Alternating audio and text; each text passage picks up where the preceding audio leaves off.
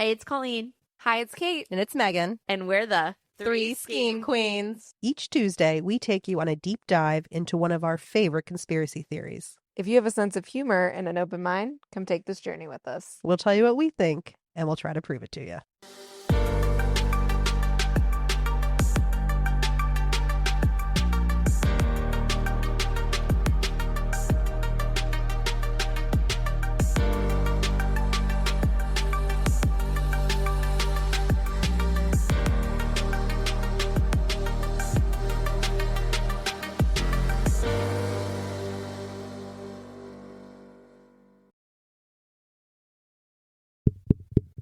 Is this thing on? Hey, guys. Hey, guys. How's it going? Back for Season 3, Episode 2. Episode 2. We are recording on September 11th. Just a moment remembering those who were fallen during the tragedy, the Twin Towers and the Pentagon, which is close to home here. We're just remembering the people who lost their lives in that tragedy, the families, and remembering all of the public servants who, the firefighters, the animals, just say that we don't forget you. We remember. We remember. One more thing. Yesterday was a pretty big day. We had a school shooting where 3 people were injured and 1 has passed away. Which is just sad because there continues to be a lot of school shootings, and I wish that this was not our reality. Charlie Kirk was assassinated in a crowd full of people, and the video went viral, and it was horrific. And there was earlier this week, a woman was stabbed to death on a bus in Charlotte, and I'm just sad, Megan. It's heavy. It's a heavy week. It is heavy. A lot of violence. I'm not quite sure what's going on, but like humanity needs to be restored. We remember those people. We remember the our thoughts and prayers are with the family. So yeah, sorry that was kind of heavy, but we just wanted to remember those people. It's sad. Anyway, it's just been a heavy day and heavy week, and hopefully this podcast can cheer you up and we can make you laugh a little bit. So thank you for that, Kate.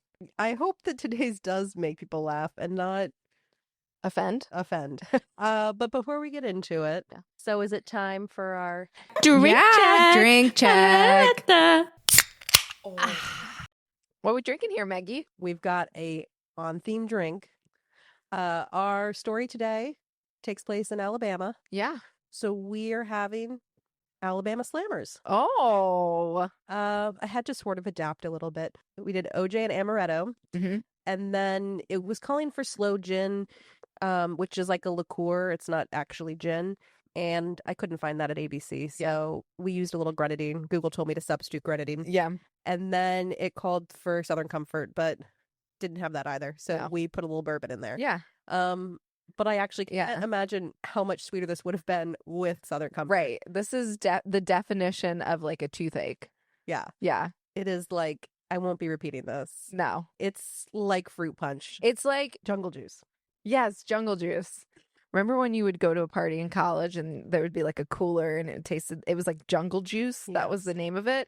That is what this drink tastes like. Agreed. Yeah. It's like high C with amaretto and make it alcoholic. So not a repeat. Probably Colleen would have loved this. Yeah, I think Colleen would have been like, oh, this isn't bad. And then taken another sip and then been like. She wouldn't have been able to finish it because like, it's too sweet. Yeah. Yeah. Okay. So what's the story that takes place in Alabama, you might ask? Yeah. Is this about that no good, dirty, cheating Nick Saban? Close. This is about Helen Keller. Oh, yes. So the blind and deaf girl. Yes. They used to say deaf, blind, and dumb, but you can't say that now. No. Now it's like deaf, blind, and mute. Honestly, she wasn't mute, was she? Well, we're going to talk about that. Oh. I didn't realize that. She actually did learn to speak later in life. Okay.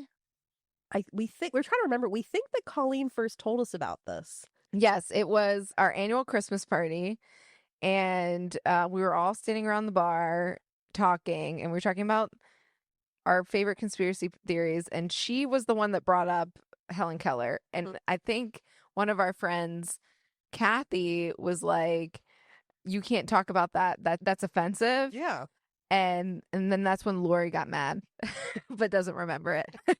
Well, then I was talking to a young coworker at one of my jobs, and she was saying she was from Alabama, and she's like, Yeah. oh, this is like a very popular theory in Alabama. Oh. But Colleen didn't want to present this with us because despite the fact that she is of the age that seems to believe this, Right.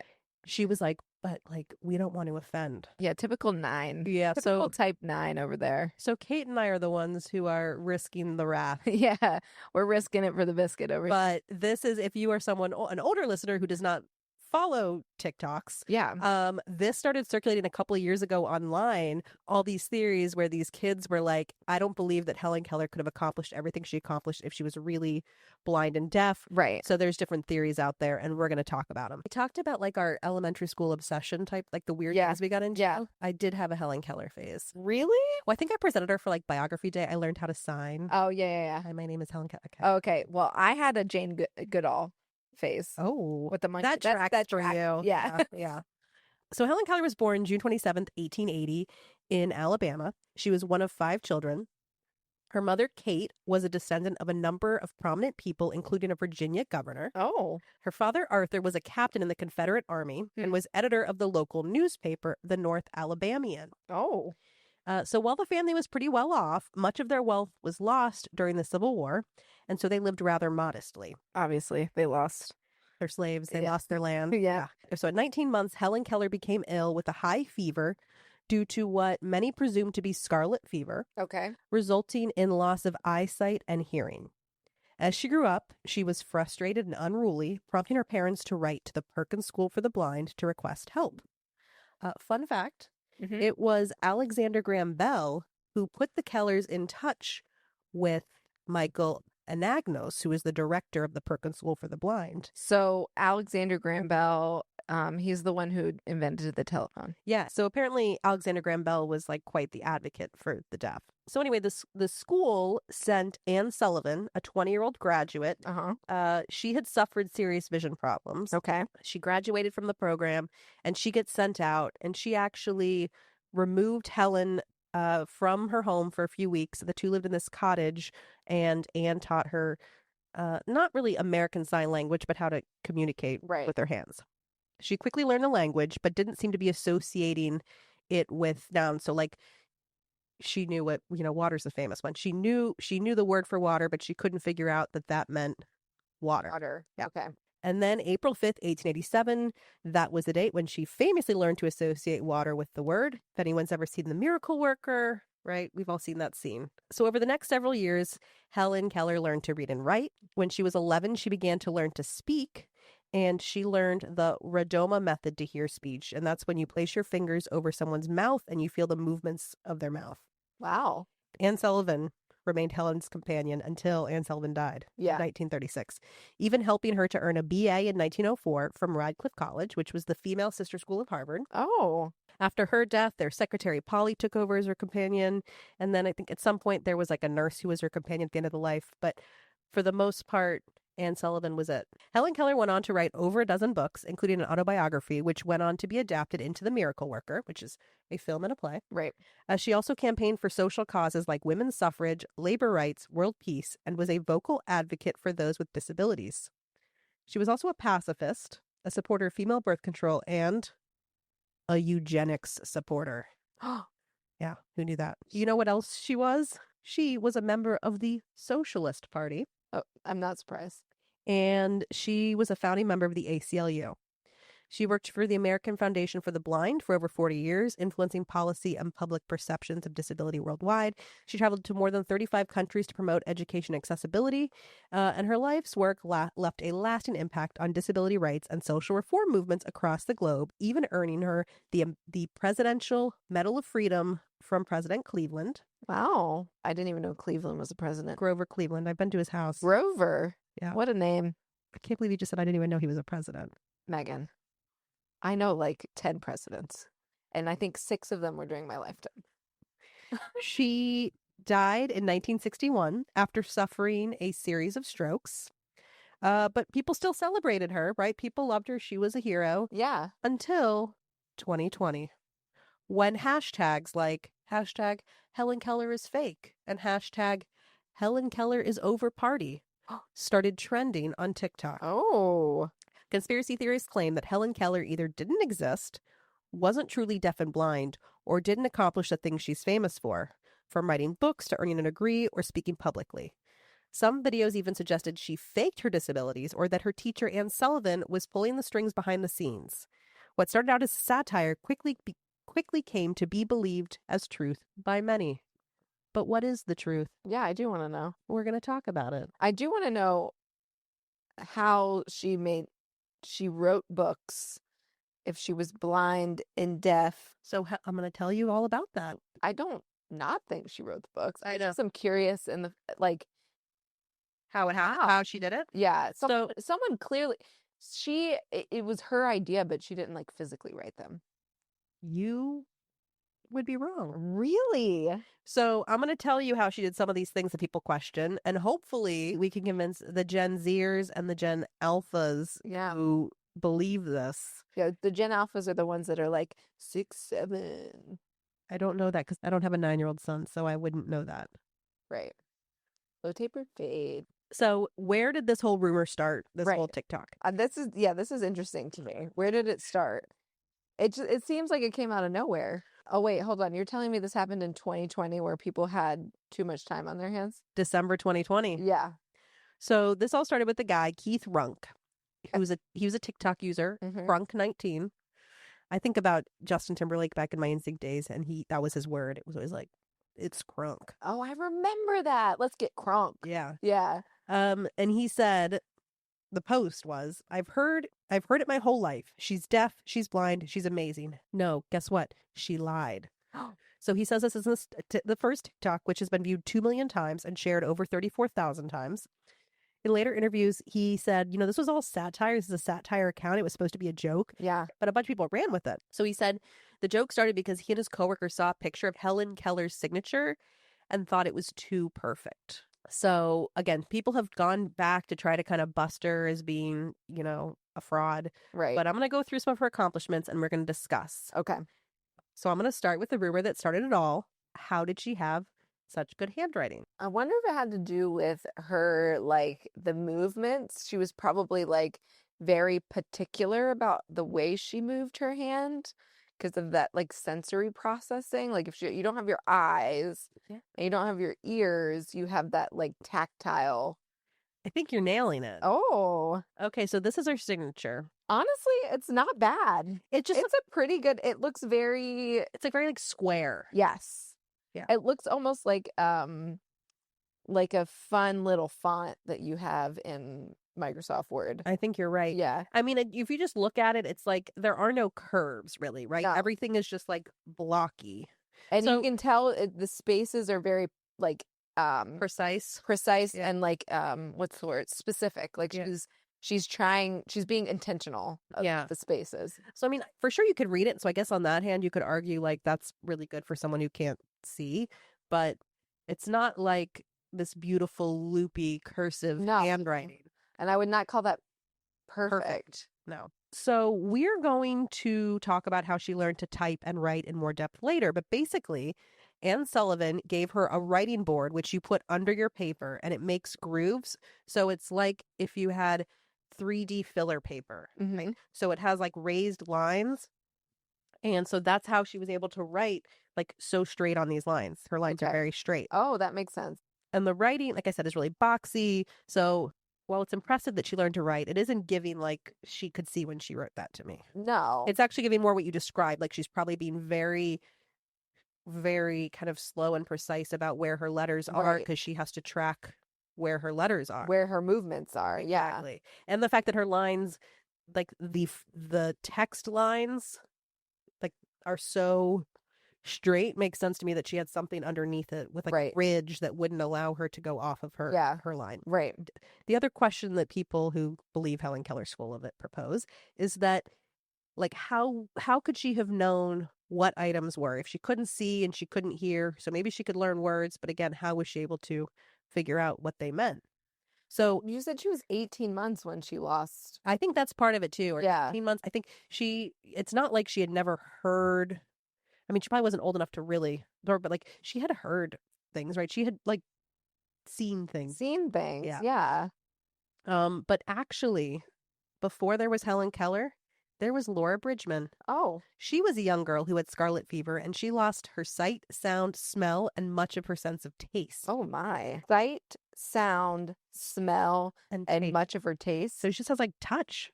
Wow. That's like partial taste and touch. Yeah. Wow. What's there to live for? Food.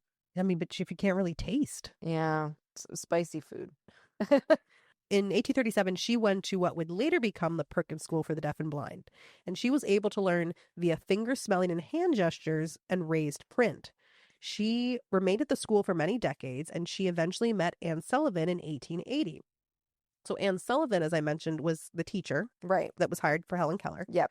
She lost her sight in childhood due to a bacterial infection, and she was really poor. But she actually wrote to the state of Massachusetts and was granted a seat at the Perkins School for the Deaf and Blind. So while she was there, she had to learn how to fingerspell in order to communicate with deaf students, and she would talk to Laura Bridgman. And so Helen Keller was not the first deaf and blind person that she had to communicate with. Anne Sullivan eventually did regain partial sight after a number of surgeries, and she went on to graduate as valedictorian of her class. So when Anne Sullivan came to Alabama to work with Helen, again, it did take several weeks for him to have that breakthrough. Anne would fingerspell words into her hands, but it took weeks for her to really understand that these words she was learning were names for things or actions. And then, again, we've all seen the famous scene where she spelled water and then put her hand under the water spout, and that's sort of what caused it to click for Helen. Right. And then she said that she just started asking the name for everything. She learned like 30 words in the first day. She learned hundreds of words in the coming weeks, and she just became obsessed with knowing like what everything was. So that was how kind of amazing. It is. Yeah. And also just like, what are the odds that there was this other girl very similar to Helen Keller, that Anne Sullivan was able to meet her and interact with her and like had to learn how to communicate with her so that she was, you know, later able to go on and communicate with this other girl. It sounds like Anne Sullivan had like a very good gift. Yeah. She like wanted to use to help people, which is honorable. Yeah.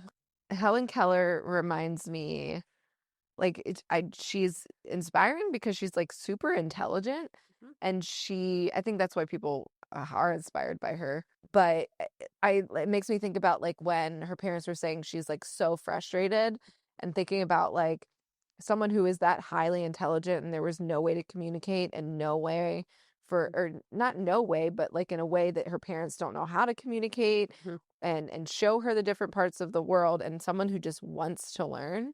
Like, of course she had these like frustrations. Well, I mean, I feel like that, right? Just around like young children, they're so emotional, and you're like, you just have so many feelings and so many thoughts, and they can't communicate them. And then, now think about, she was an older child. Right. That's for the same thing. Yeah.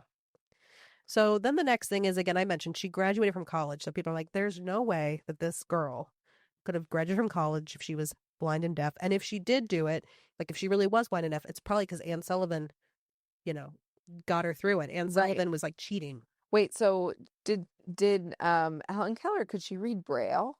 She did eventually learn Braille, but things like American Sign Language and Braille, she kind of preceded that. Oh, okay. So she had to learn other ways, and then eventually she did go on to. Okay, I just think it would be really hard to teach Braille to someone who didn't have their hearing. So that was just like a second step. That was it. So after Anne Sullivan spent some time tutoring her, Helen Keller convinced her family to let her move with Anne Sullivan back to Boston so she could attend the Perkins School for the Blind. And Mark Twain, she had all these like famous people who were invested in her, right? So Mark Twain was impressed by her. Wow. And he introduced her to Standard Oil magnate Henry Rogers, who actually paid for Helen Keller's education.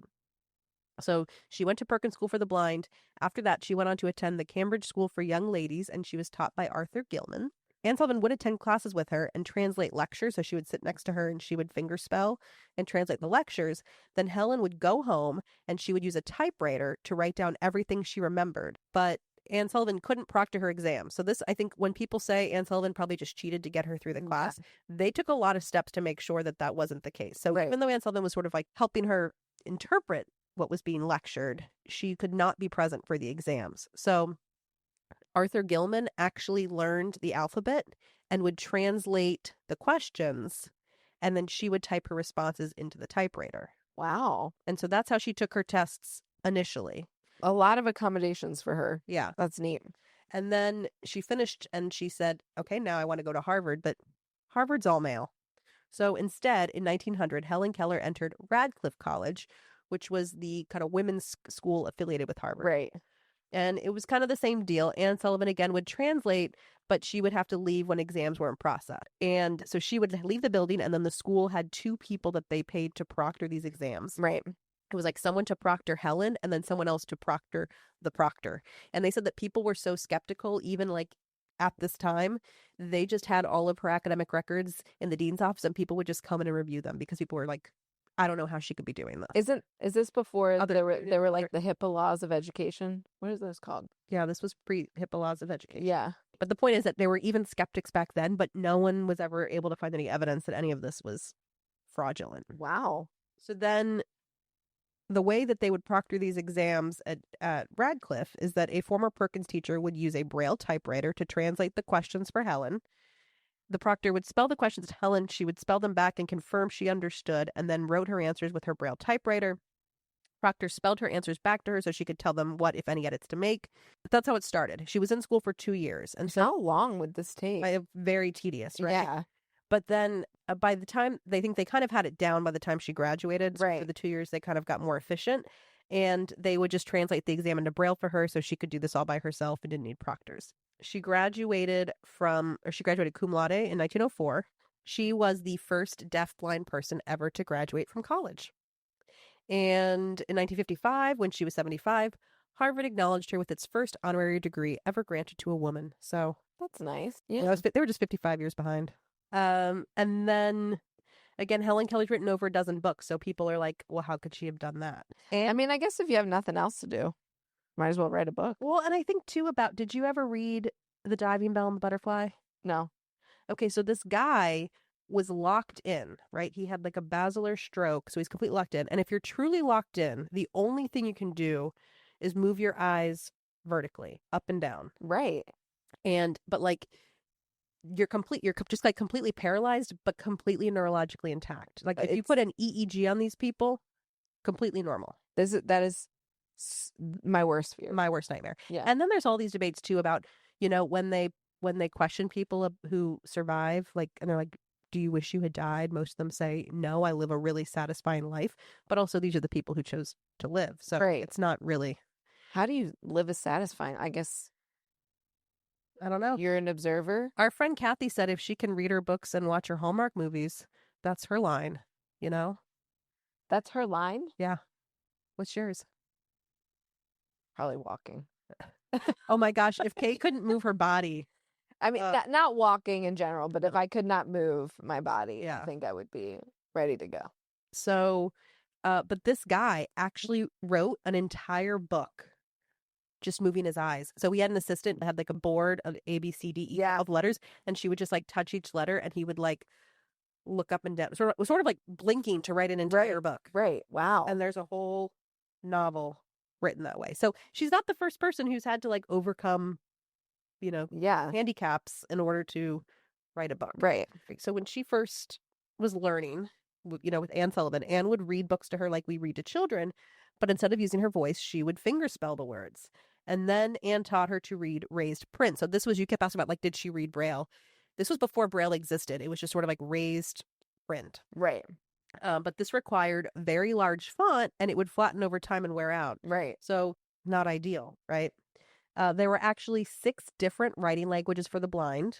And Helen Keller was like, this is like too much of a good thing. Like, I'm glad that people are adapting and like giving us a way Yeah. to read, but like 6 different languages, that's too much. That's too much. They only need one. She actually wrote, there is nothing more absurd, I think, than to have 5 or 6 different prints for the blind. It wasn't until the 1920s and 30s that Braille really became the standard for blind people.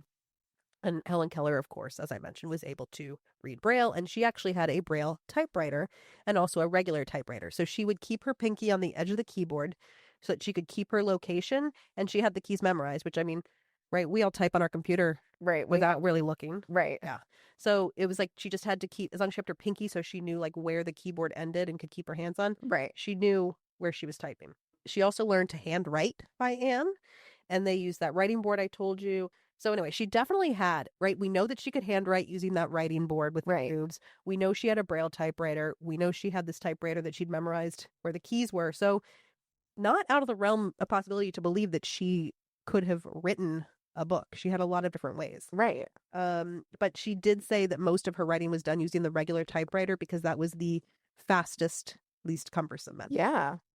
And then she would have her companions, like Anne Sullivan, or again, later life, she had some other companions, but they would proofread and edit for her. But all authors have a proofreader who Yeah. edits. So again, I don't think you could say Anne Sullivan wrote these books. I think definitely believable to me that Helen Keller was able. Oh, for sure. Especially as soon as you said she could type on a Braille typewriter. I mean, you can write a book that way. Yeah. Yeah.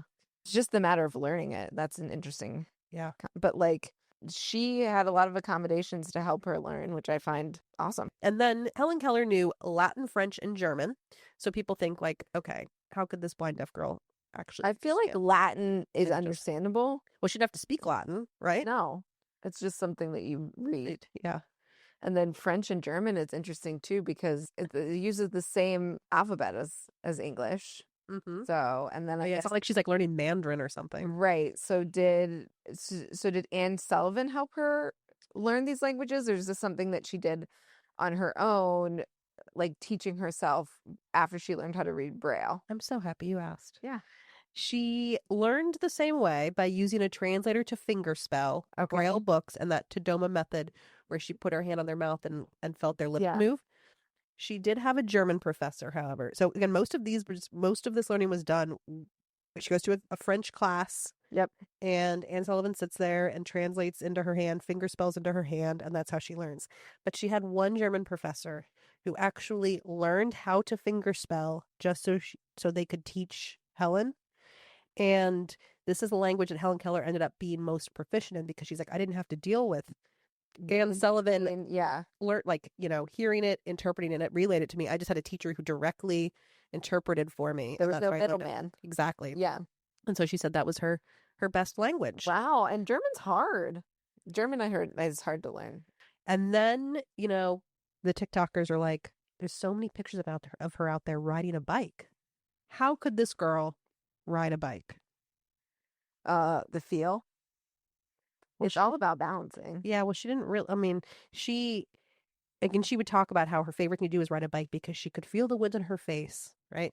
But if you actually look, there are no photos of her on her own bike. She's always on a tandem bike. Oh. So, to be clear, she was an expert tandem bike rider, not a normal bike rider. Oh, okay. That makes sense. And she's always photographed in the front of these bikes. But the tandem bikes were kind of a hot thing back in her day for couples to ride together. Yes, yeah. And so you wanted the stronger person to be in the back, which would be the man, right? But women could never be trusted to steer or be in control. So they would actually customize these bikes so that the front person, like the person in the back, was doing all of the steering. Wasn't it like very big in the front? Like there was a big arch?